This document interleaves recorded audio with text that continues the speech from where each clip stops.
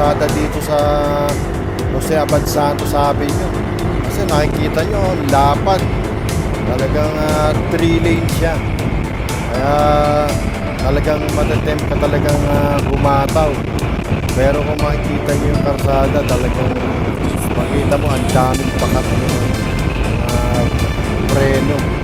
Kasi mga bigla-biglang sumusupot galing sa mga magkabilang side. Pero masarap magbiyahe dito kasi talagang ang ganda ng kalsada.